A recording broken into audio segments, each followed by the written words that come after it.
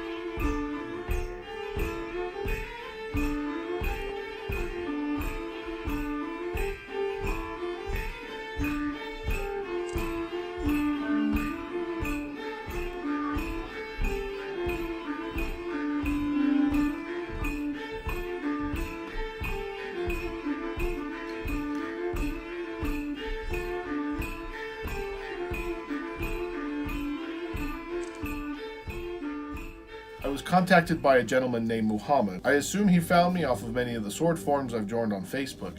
His opening remarks were, "You like swords?" And I responded with, "Yes, I like swords." From there we started a conversation, and it made me interested in his blades, and he claimed that his axe heads were cast. And because one of the goals of this channel is to take some of the risks that a new person might take when exploring eBay. Now, this is an item that you can purchase on eBay. Now, my correspondence with Muhammad was very pleasant. I asked him many questions about his process and his alloys, and kind of let him know that I'm a review channel. I thought it would be a great opportunity to grab one of them, put it through its paces, and then come back and tell you guys what I thought. And I was skeptical that his swords were pattern welded and his axes would take any abuse at all. Now, it did take about a month and a half for everything to be made and sent to me from Pakistan, but it was made by hand. One day I asked if I could see the process where things were at, just out of curiosity, and he began sending me pictures, and it showed me the casting process. Then came time for the review. The specifications of the axe are 6.5 inches from tip to tip on the blade, and 6.5 inches from blade to spine. It weighs just over a pound, about 1.25 pounds. It does have a nice finish on it with an etching, if you can see the etching pattern in there. Something I did like about it was the amount of material that's in this neck. And it has a very nice flow to it, and it's quite thick. And that comes into play when we actually do our testing. There are some things I noticed quite quickly. The drifted hole for the axe head is perfectly round. Now that rounding makes it really difficult to get a good set in the top. I really didn't want to set a rivet through the middle. It kind of lessens the integrity of the wood, and I just don't like the look. I did what I could to put the wedge in, and that did affect us in the cutting. It got kind of hard towards the end to keep our edge alignment, even though we kept setting the head back on. When it did hit, it packed a punch. And there were some things that were super confusing about it, because he claims this is a cast.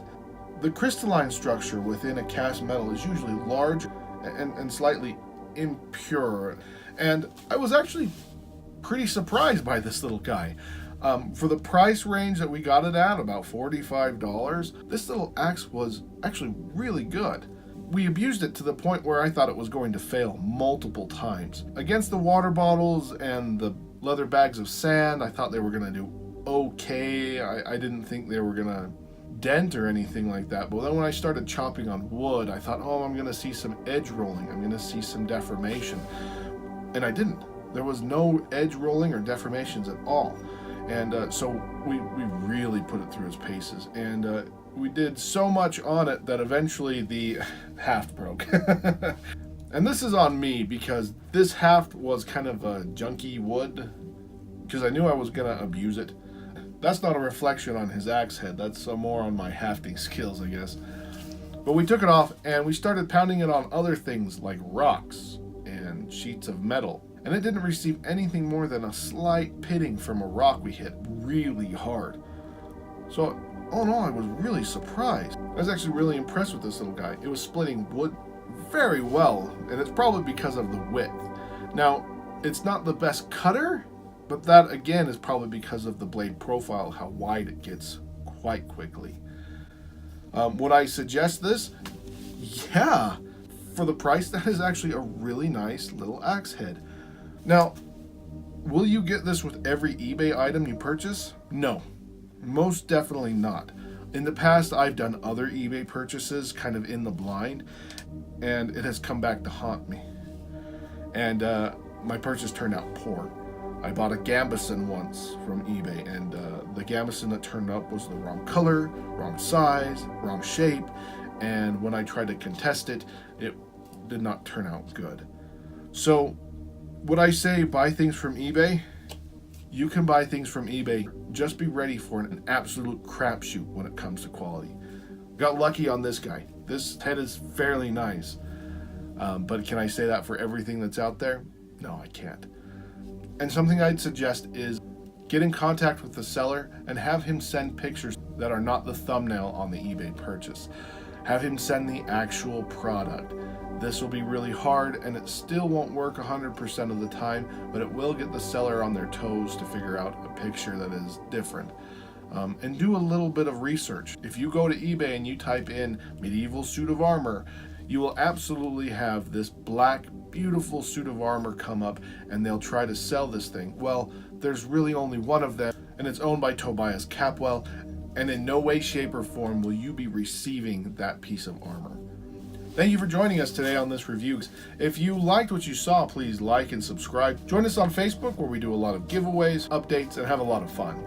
Again, thank you for joining us, guys, and may all your days be filled with history.